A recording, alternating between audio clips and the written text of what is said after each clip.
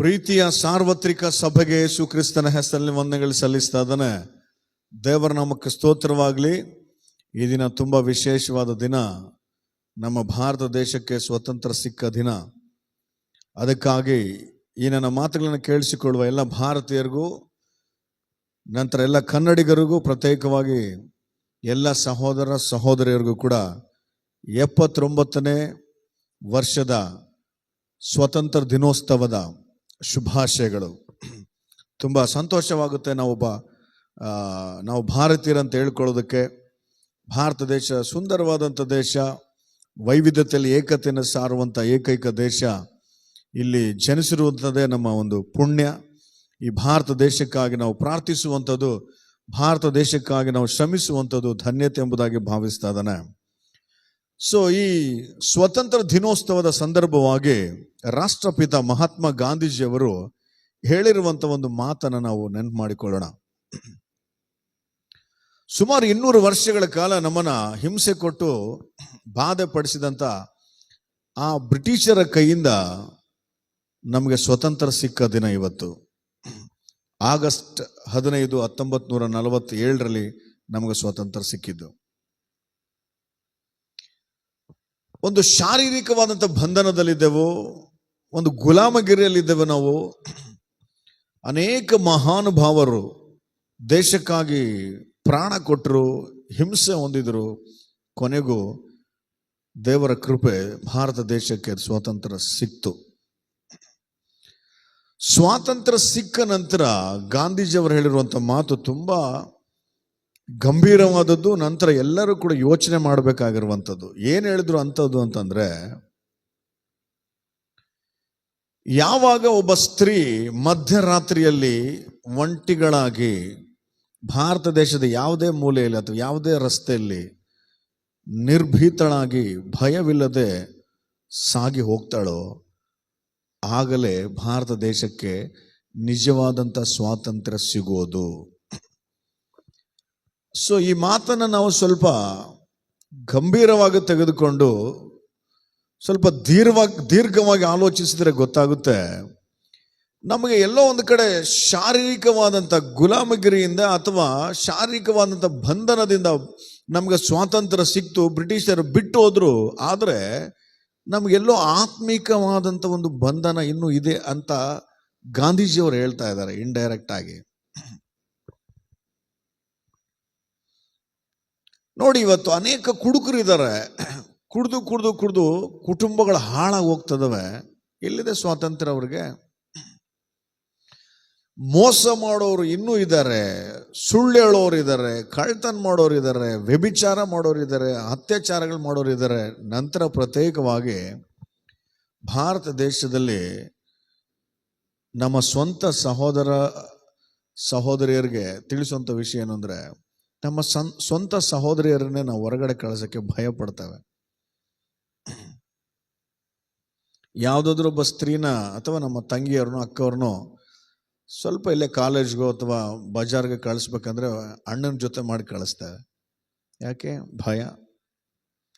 ಇವತ್ತು ಸಮಾಜದಲ್ಲಿ ನಡೀತಿರುವಂಥ ಅತ್ಯಾಚಾರಗಳು, ಸಮಾಜದಲ್ಲಿ ನಡೀತಿರುವಂಥ ಪಬ್ಲಿಕ್ ಆಗಿ ನಡೀತವೆ. ಅತ್ಯಾಚಾರಗಳು ಪಬ್ಲಿಕ್ ಆಗಿ ನಡೀತವೆ. ಕೆಲವು ದರೋಡೆಕೋರ ಕೆಲಸಗಳು, ಬಂಧನ. ಇದು ಒಂದು ಆತ್ಮಿಕವಾದಂಥ ಬಂಧನ. ಇದು ಎಲ್ಲ ಮನುಷ್ಯನಿಗೂ ಕೂಡ ಎದುರಿಗೆ ಕಾಣಿಸುವಂಥ ಒಬ್ಬ ಸ್ತ್ರೀ ನನ್ನ ಸಹೋದರ ಅಂತ ಭಾವನೆ ಬರಬೇಕಂದ್ರೆ ಅವನ ಆತ್ಮನಲ್ಲಿ ಒಂದು ದೊಡ್ಡ ಸ್ವಾತಂತ್ರ್ಯ ಸಿಗಬೇಕು ಅವನಿಗೆ. ನಿಜವಾಗ್ಲೂ ಈ ಸಂಬಂಧದಲ್ಲಿ ಯೇಸು ಕ್ರಿಸ್ತರು ಹೇಳಿರುವಂಥ ಒಂದು ಮಾತು ನೆನಪಾಗುತ್ತೆ. ಯಾವನಾದರೂ ಬೇರೆ ಸ್ತ್ರೀಯನ್ನ ನೋಡಿ ಅವನ ಮನಸ್ಸಿನಲ್ಲಿ ವ್ಯಾಮೋಹಿಸಿದರೆ ಆ ಪರಸ್ತ್ರೀಯ ಮೇಲಿರುವಂಥ ವ್ಯಾಮೋಹವು ಆಗಲೇ ಅವನ ಹೃದಯದಲ್ಲಿ ಆಕಿ ಜೊತೆ ವ್ಯಭಿಚಾರ ಮಾಡದಂತಾಯ್ತು. ಅದಕ್ಕೆ ಯಾರು ಕಣ್ಣುಗಳನ್ನು ನೆಟ್ಟಗಿಟ್ಕೊಳ್ತಾರೋ ಅವನ ದೇಹ ಬೆಳಕಾಗಿರುತ್ತಂತೆ. ಯೇಸು ಸ್ವಾಮಿ ಹೇಳಿರುವಂಥ ಒಂದು ಅದ್ಭುತವಾದ ಮಾತು. ಸೊ ಎಲ್ಲೋ ಒಂದು ಕಡೆ ಗಾಂಧೀಜಿಯವರು ಹೇಳಿರುವಂಥ ಮಾತುಗಳು ಕೂಡ ನಿಜ ಅನಿಸ್ತವೆ. ನಾವೆಲ್ಲೋ ಒಂಥರ ಆತ್ಮೀಕವಾಗಿ ಬಂಧನದಲ್ಲಿದ್ದೇವೆ. ಭಯ ಜೀವಿಸೋದಕ್ಕೆ, ಹೊರಗಡೆ ಹೋಗೋದಕ್ಕೆ ಭಯ. ಎಲ್ಲಿ ನೋಡಿದ್ರೆ ಪಾಪದ ಕೃತ್ಯಗಳೇ. ಹಾಗಾದ್ರೆ 200 ವರ್ಷಗಳ ಕಾಲ ಬ್ರಿಟಿಷರು ನಮ್ಮನ್ನು ಬಂಧಿಸಿದ್ರು. ನಂತರ ಎಲ್ಲ ದೇಶಕ್ಕಾಗಿ ಅನೇಕ ಮಹಾತ್ಯಾಗಿಗಳು ತಮ್ಮ ಪ್ರಾಣವನ್ನೇ ಕೊಟ್ಟು ಸ್ವಾತಂತ್ರ್ಯ ತಂದುಕೊಟ್ರು. ಆದರೆ ಈ ಆತ್ಮಿಕವಾಗಿ ಪಾಪಗಳಲ್ಲಿ ಯಾರು ಬಂಧಿಸಿಬಿಟ್ಟಿದ್ದಾರೆ ನಮ್ಮನ್ನ ಅಂದ್ರೆ ಸೈತಾನನು ಬಂಧಿಸಿಬಿಟ್ಟಿದ್ದಾನೆ. ಎಷ್ಟೋ ಸಾರಿ ನಮ್ಮ ಮನಸ್ಸಾಕ್ಷಿ ನಮ್ಗೆ ಹೇಳುತ್ತೆ ಅದು ಸುಳ್ಳು, ಅದನ್ನ ಹೇಳ್ಬಾರ್ದು, ಅದು ಕಳ್ತನ, ಅದನ್ನ ಮಾಡಬಾರ್ದು, ಅದು ವ್ಯಭಿಚಾರ, ಅದು ಮಾಡಬಾರ್ದು. ಇವುಗಳನ್ನ ತ್ಯಜಿಸಿ ಮನುಷ್ಯನು ಇವತ್ತು ಆತರ ಅಂದ್ರೆ ಮನಸ್ಸಾಕ್ಷಿ ಹೇಳುವಂತ ಮಾತನ್ನ ಕೂಡ ಕೇಳಿಸಿಕೊಳ್ಳದಂತೆ ತಪ್ಪುಗಳನ್ನ ಮಾಡ್ತಾ ಬರ್ತಾ ಇದ್ದಾನೆ. ಹಾಗಾದ್ರೆ ಗಾಂಧೀಜಿಯವರ ಮಾತು ನೆರವೇರ್ಬೇಕಂದ್ರೆ ಅಥವಾ ಒಬ್ಬ ವ್ಯಕ್ತಿಗೆ ಆತ್ಮನಲ್ಲಿ ಸ್ವಾತಂತ್ರ್ಯ ಸಿಗಬೇಕಂತಂದ್ರೆ ನಮಗಿರುವಂತ ಈ ಆತ್ಮ ದೇವರ ಆತ್ಮನ ಮುಖಾಂತರ ಸ್ಪರ್ಶಿಸಲ್ಪಡಬೇಕು. ಒಳ್ಳೆ ವಿಷಯಗಳನ್ನ ಅದು ಮನದಟ್ಟು ಮಾಡ್ಕೊಳ್ಬೇಕು. ಆಗ ಈ ಮನಸ್ಸಾಕ್ಷಿ ಹೇಳುವಂತ ಮಾತು ಕೇಳ್ತೇವೆ ನಾವು. ಎದುರುಗಡೆನೆ ಒಬ್ಬ ಏನಂತಾರೆ ತಪ್ಪು ಕಾರ್ಯ ನಡೀತಾ ಇದ್ರು ಕೂಡ ಅದನ್ನ ಮಾಡಬಾರ್ದು ಅನ್ನುವಂಥ ಆಲೋಚನೆ ಇರುತ್ತೆ. ಅದಕ್ಕಾಗಿ ಸತ್ಯವೇದದಲ್ಲಿ ಒಂದು ಮಾತು ಬರೆಯಲ್ಪಟ್ಟಿದೆ, ಓದೋಣ. 2ನೇ ಕೊರಿಂಥದವರಿಗೆ ಬರೆದ ಪತ್ರಿಕೆ 3ನೇ ಅಧ್ಯಾಯ 17ನೇ ವಾಕ್ಯ.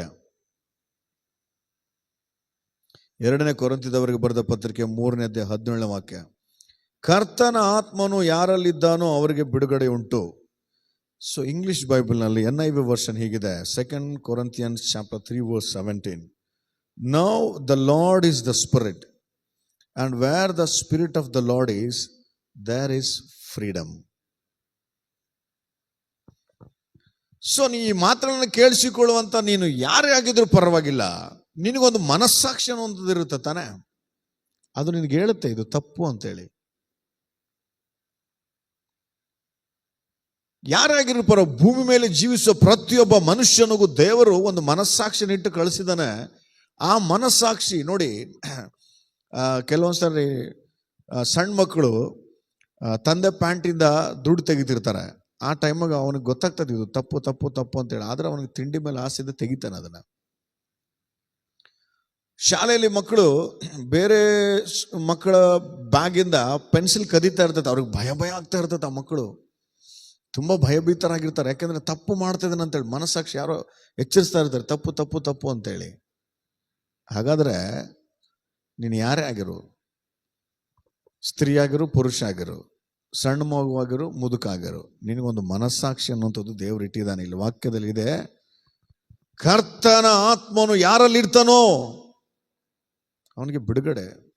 ಆದ್ರೆ ಇವತ್ತು ನಾವು ಆ ಆತ್ಮನ ಮನಸ್ಸನ್ನ, ಅದರ ಆತ್ಮ ಹೇಳುವಂತ ಮಾತನ್ನ ಕೇಳಲಾರ್ದಂತೆ ತಪ್ಪುಗಳನ್ನು ಮಾಡ್ತಾ ಇದ್ದಾವೆ.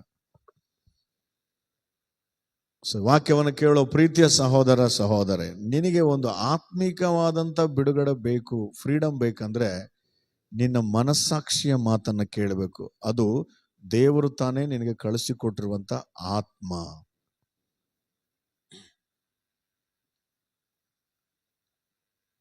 ಇನ್ನು ನಮ್ಮೆಲ್ಲರಿಗೂ ಗೊತ್ತಿರೋ ಹಾಗೆ ದೇವರ ಆತ್ಮನು ಯಾವಾಗ ನಮ್ಮನ್ನ ಬಂದು ಸ್ಪರ್ಶಿಸ್ತಾನೋ, ಈ ಕುಡುಕುತನದಿಂದ, ಸ್ಮೋಕಿಂಗ್ ಇಂದ, ನಂತರ ಕೆಟ್ಟ ಕೆಟ್ಟ ಆಲೋಚನೆಗಳಿಂದ, ವ್ಯಭಿಚಾರದಿಂದ, ದರೋಡೆಕೋರತನದಿಂದ, ಜಾರತ್ವದಿಂದ, ಕೆಟ್ಟದನ್ನು ಯೋಚನೆ ಮಾಡುವಂತ ಎಲ್ಲ ಬಂಧನಗಳು ಆ ಆತ್ಮ, ಪರಿಶುದ್ಧಾತ್ಮ ನಮ್ಮ ಆತ್ಮದ ಮೇಲೆ ಬರುವಾಗ ಎಲ್ಲವೂ ಮುರಿದು ಬೀಳ್ತವೆ. ಆಗ ಆತ್ಮೀಕವಾದಂಥ ಸ್ವಾತಂತ್ರ್ಯವನ್ನು ನಾವು ಅನುಭವಿಸ್ತೇವೆ. ನೋಡಿ, ಈಗ ಭಾರತ ದೇಶದಲ್ಲಿ ನಾವೆಲ್ಲರೂ ಕೂಡ ಎಲ್ಲರೂ ಸಹೋದರ ಸಹೋದರಿಯರಂತ ಆಲೋಚನೆ ಮಾಡಿದ್ರೆ ಎಷ್ಟು ಚೆನ್ನಾಗಿರುತ್ತಲ್ಲ. ದಾರಿನಲ್ಲಿ ಯಾವುದೋ ಒಂದು ಹುಡುಗಿ ಹೋಗ್ತಾ ಇದ್ದಾಳೆ ಅಂದ್ರೆ ಸಾಕು, 4 ಜನ ಹುಡುಗರು ಕೆಟ್ಟದಾಗಿ ಆಲೋಚನೆ ಮಾಡ್ತಾರೆ, ಕೆಟ್ಟದಾಗಿ ಟ್ರೀಟ್ ಮಾಡ್ತಾರೆ. ಅವ್ರಿಗೆ ಸ್ವಂತ ಅಕ್ಕ ತಂಗಿಯರು ಇದ್ದಾರೆ ಅನ್ನುವಂಥ ಭಾವನೆ ಇಲ್ದಂತಾನೆ ಮಾಡ್ತಾರೆ. ಯಾಕಂದ್ರೆ ಅದು ಅವ್ರ ತಪ್ಪಲ್ಲ, ಸೈತಾನನು ಅವರನ್ನ ಬಂಧಿಸಿಬಿಟ್ಟಿದ್ದಾನೆ. ಲೋಕದ ವ್ಯಾಮೋಹದಲ್ಲಿ, ಶಾರೀರಿಕ ಬಯಕೆಗಳಲ್ಲಿ ಅವರನ್ನ ಬಂಧಿಸಿರೋದಕ್ಕಾಗಿನೇ ಆ ಬಂಧನದಲ್ಲಿ ತಪ್ಪುಗಳನ್ನು ಮಾಡ್ತಾ ಇದ್ದಾರೆ. ಆ ಬಂಧನದಿಂದ ಬಿಡಿಸಲ್ಪಡುವಂಥದ್ದು ಯಾವಾಗ ಅಂದ್ರೆ ಪರಿಶುದ್ಧಾತ್ಮ. ವಾಕ್ಯದಲ್ಲಿ ಬರೆಯಲ್ಪಟ್ಟಿದೆ, ಪರಿಶುದ್ಧಾತ್ಮ ದೇವರು ನಿನ್ನನ್ನು ಒಂದು ಸಾರಿ ಸ್ಪರ್ಶಿಸಬೇಕು. ಈ ಭೂಮಿ ಯಾವಾಗ ಸ್ವರ್ಗ ಸೀಮೆಯಾಗಿ ಬದಲಾಗುತ್ತಂದ್ರೆ ಎಲ್ಲರೂ ಮನಸ್ಸಾಕ್ಷಿ ಹೇಳುವಂತ ಮಾತನ್ನ ಕೇಳ್ತಾ ಬದುಕಬೇಕು. ಪಕ್ಕದಲ್ಲಿ ಒಂದು 10 ರೂಪಾಯಿ ಬಿದ್ದಿದ್ರು ಕೂಡ ತಗೊಳ್ಳೋದಿಲ್ಲ ನಾವು ಅವಾಗ. ಯಾಕೆ? ಅದು ನಂದಲ್ಲ. ಇವತ್ತು ಮನೆಗಳ ತೂರಿ ಕಳ್ತನ ಮಾಡ್ತಾರೆ. ಯಾಕೆ? ಬಂಧನ, ಆತ್ಮಿಕವಾದಂಥ ಬಂಧನ. ಮೋಸ, ಕಳ್ಳತನ, ವಂಚನೆ, ದರೋಡೆ ಈ ದೇಶದಲ್ಲಿ ಮಾತ್ರವಲ್ಲ, ಭಾರತ ದೇಶದಲ್ಲಿ ಮಾತ್ರವಲ್ಲ, ಇಡೀ ಪ್ರಪಂಚದ ಎಲ್ಲ ದೇಶಗಳಲ್ಲಿ ಇದೊಂದು ತುಂಬಿಕೊಂಡ್ಬಿಟ್ಟಿದೆ. ಈ ಅಮೆರಿಕಗೂ ಅದೇ, ಅಮೆರಿಕದ ಒಂದು ಸ್ವಾತಂತ್ರ್ಯ ದಿನೋತ್ಸವ ಅಂತ ಇರುತ್ತೆ. ಅವ್ರನ್ನ ಯಾರೋ ಬಂಧನದಲ್ಲಿ ಇಟ್ಟಿದ್ರು, ಬಿಡುಗಡೆ ಆಯ್ತು. ಬಟ್ ಆದ್ರೆ ಅವ್ರಿಗೂ ಆತ್ಮಿಕವಾದಂಥ ಸ್ವಾತಂತ್ರ್ಯ ಇಲ್ಲ. ಬನ್ನಿ ಇಸ್ರಾಯೇಲ್ ದೇಶಕ್ಕೆ ಹೋಗೋಣ. ಇಸ್ರಾಯೇಲ್ ದೇಶಕ್ಕೂ ಕೂಡ ಸ್ವಾತಂತ್ರ್ಯ ಸಿಕ್ತು. ಬಟ್ ಆದ್ರೆ ಅವ್ರಿಗೆ ಇಸ್ರಾಯೇಲ್ ದೇಶಕ್ಕೆ ಸ್ವಾತಂತ್ರ್ಯ ಸಿಕ್ಕಿದ್ದು ಯಾರೋ ಒಬ್ಬ ಶತ್ರುವಿನ ಆಳ್ವಿಕೆಯಿಂದ. ಆದ್ರೆ ಆತ್ಮಿಕವಾದಂಥ ಸ್ವಾತಂತ್ರ್ಯ. So this spiritual freedom is needed. ಯಾರಿಗೆ? Entire world, not only India. Bharat ದೇಶಕ್ಕಲ್ಲ ಇದು, ಪ್ರಪಂಚದ ಎಲ್ಲಾ ದೇಶಗಳಲ್ಲೂ ಅವ್ರದೇ ಆಗಿರುವಂತ ಸ್ವಾತಂತ್ರ್ಯ ದಿನವಿದೆ. ನಮ್ದು ಹೇಗೆ ಇವತ್ತು ಆಚರಣೆ ಮಾಡ್ಕೊಳ್ತಾರೆ, ಅವ್ರು ಆಚರಣೆ ಮಾಡ್ಕೊಳ್ತಾರೆ. ಬಟ್ ಆದ್ರೆ ಆ ದೇಶದಲ್ಲೂ ಕಳ್ತನ ಇದೆ, ಮೋಸ ಇದೆ, ವಂಚನೆ ಇದೆ, ದರೋಡೆಗಳೆಲ್ಲ ತುಂಬಿಕೊಂಡ್ಬಿಟ್ಟಿದ್ದಾವೆ. ಯಾಕೆ ಅಂತಂದ್ರೆ ಆಯಾ ದೇಶಗಳೆಲ್ಲವನ್ನ ಆತ್ಮನಲ್ಲಿ ಸ್ವಾತಂತ್ರ್ಯ ಕಂಡುಕೊಳ್ಳದಂತ ಸೈತಾನನು ಬಂಧಿಸಿದಾನೆ. ಅದು ನಮ್ಮ ದೇಶದಲ್ಲೂ ಇದೆ, ಬೇರೆ ದೇಶದಲ್ಲೂ ಕೂಡ ಇದೆ. ಅದಕ್ಕಾಗಿ ದೇವರಾತ್ಮ ನಮ್ಮ ಜೊತೆ ಮಾತಾಡೋದೇನೆಂದ್ರೆ, ಅಟ್ಲೀಸ್ಟ್ ಈ ಮಾತುಗಳನ್ನ ಕೇಳುವಂತ ನಾವಾದರೂ ಈ ಮನಸ್ಸಾಕ್ಷಿ ಹೇಳುವಂತ ಮಾತನ್ನ ಕೇಳಿಸಿಕೊಳ್ಳೋ ಹಾಗೆ ದೇವರಾತ್ಮನಿಂದ ಸ್ಪರ್ಶಿಸಲ್ಪಟ್ರೆ. ನೋಡಿ, now the lord is the spirit, ಆ ದೇವರ ಆತ್ಮ ಸ್ವರೂಪಿ. And where the spirit of the lord is, ಎಲ್ಲಿ ಕರ್ತನ ಆತ್ಮವಿರುತ್ತೋ ದೇರ್ ಇಸ್ ಫ್ರೀಡಮ್. ನಿಜವಾಗ್ಲೂ ಅಲ್ಲಿ ತುಂಬಾ ಸಂತೋಷವಾಗಿರುತ್ತೆ. ಅಲ್ಲಿರುವಂತ ಎಲ್ಲ ಜನರು ಏನಂತಾರೆ, ನಗ್ನಗ್ತಾ ಇರ್ತಾರೆ. ಪೊಲೀಸ್ ಸ್ಟೇಷನ್ಗಳೇ ಇರೋದಿಲ್ಲ, ಅಲ್ಲಿ ಜೈಲ್ಗಳೇ ಇರೋದಿಲ್ಲ. ಯಾಕೆ? ಕತ್ತಲೆಗೆ ಸಂಬಂಧಪಟ್ಟ ಕಾರ್ಯಗಳು ನಡೆಯೋದಿಲ್ಲ ಅಲ್ಲಿ. ಅದನ್ನ ದೀರ್ಘದರ್ಶಿಯಾಗಿ ಗಾಂಧೀಜಿಯವರು ಮಾತಾಡ್ತಾ ಇದ್ದಾರೆ.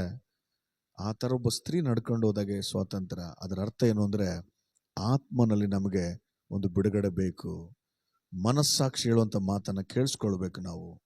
ಶರೀರ ಹೇಳ್ದಂತ ಇಷ್ಟಾನುಸಾರವಾಗಿ ಬದುಕೋದಲ್ಲ.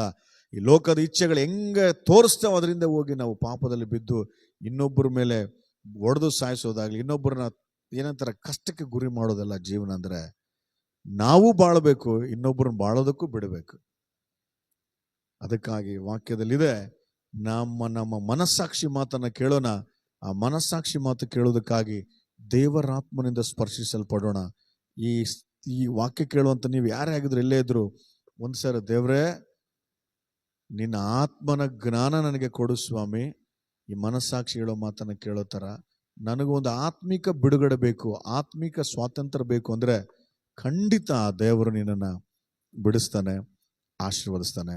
ದೇವರು ನಮ್ಗೆ ಆತ್ಮಿಕ ಸ್ವಾತಂತ್ರ್ಯವನ್ನ ಈ ಭೂಮಿ ಎಲ್ಲ ದೇಶಗಳಿಗೂ ಕೊಡ್ಲಿ, ನಮ್ಮ ದೇಶಕ್ಕೂ ಕೊಡ್ಲಿ.